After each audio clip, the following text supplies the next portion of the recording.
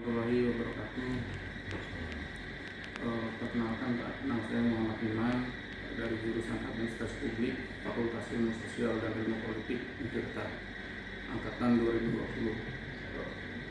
Pada kali ini saya izin Pak untuk mewawancarai Bapak terkait skripsi saya yang berjudul Strategi Sosial dan Penanganan Anak PAM di Kota Cilegon.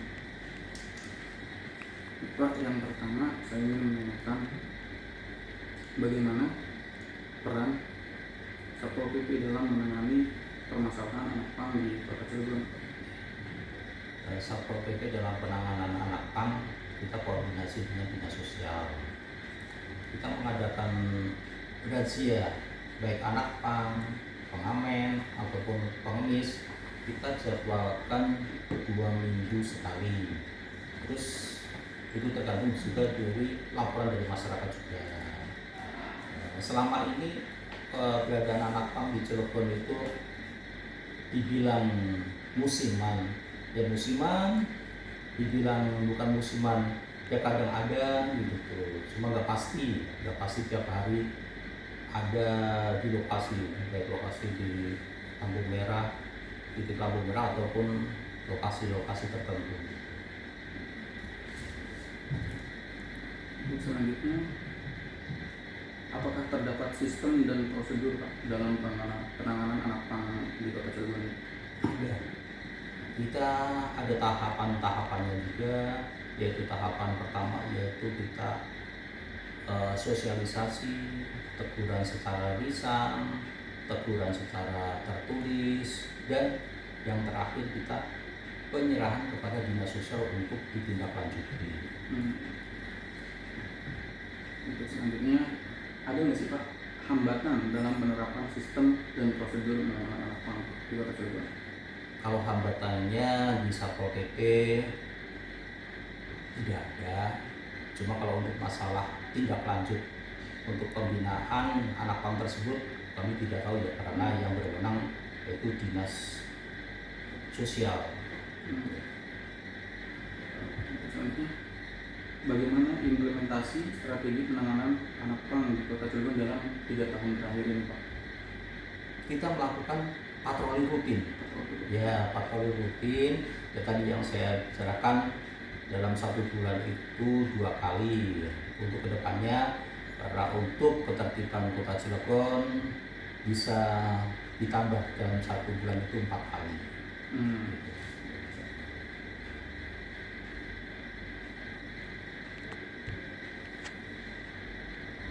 Untuk pertanyaan selanjutnya Pak, ini terkait anggaran ya Pak. Ya. Apakah anggaran yang dialokasikan sudah cukup Pak untuk menjalankan program penanganan anak PAM di Kota Cilegon? Kalau di Satpol PP sendiri tidak memakai anggaran, itu sudah termasuk tugas pokok dan fungsi Satpol PP juga. Ya, kita sebagai aparatur negara, ya kita harus siap. Itu sudah termasuk tugas pokok untuk menjaga ketentraman ketertiban Kota Cilegon. Pertanyaan selanjutnya, berapa Pak jumlah pegawai untuk menjalankan program penanganan anak PAM di Kota Cilegon ini dari Satpol PP? Kita kalau melakukan penertiban ataupun patroli anak PAM, baik anak PAM, pengemis ataupun pengamen, kita menurunkan personil 20 ataupun 1 dalmas. 20 ya? Ya, kurang lebih 20 Pak. Ya. Apakah dengan jumlah pegawai yang ada cukup Pak untuk menjalankan program tersebut? Kalau untuk penanganan masalah anak PAM, saya kira cukup sih. Ya, karena ya mungkin ya untuk tugas-tugas yang lain, memang ya dibilang Satpol PP itu kurang, karena banyak tugas-tugas selain penanganan anak PAM. Selanjutnya, sumber daya apa yang dibutuhkan untuk mewujudkan strategi yang dibuat seperti penambahan pegawai atau sarana prasarana? Untuk penanganan masalah anak PAM di Satpol PP yaitu sarana dan prasarana yang dibutuhkan, karena kita juga kekurangan sih untuk masalah sarana dan prasarana, karena tugas Satpol PP dibagi-bagi.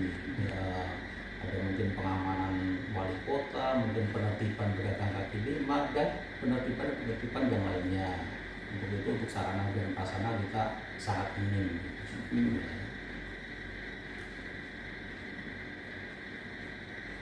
Ini masih ada Pak, terkait faktor internal dan eksternal.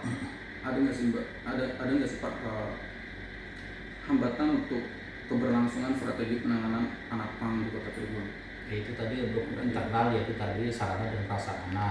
Terus kalau eksternal itu ya hambatannya kadang anak pang tersebut kalau datang petugas dari Satpol PP kadang lari.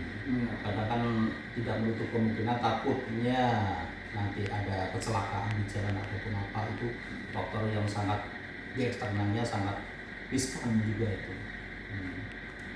Dan selanjutnya, apakah terdapat regulasi Pak, regulasi dan kebijakan yang mendukung strategi dalam penanganan anak pang ini Pak? Kalau regulasi Pak, ya nggak ada ya karena kita makan sebenarnya pokok utama tugas tersebut itu yaitu dari dinas sosial, karena yang punya wewenang untuk pembinaan kan dinas sosial, dan juga dinas sosial itu juga bisa penanganan di lapangan juga kerjasama dengan Satpol PP.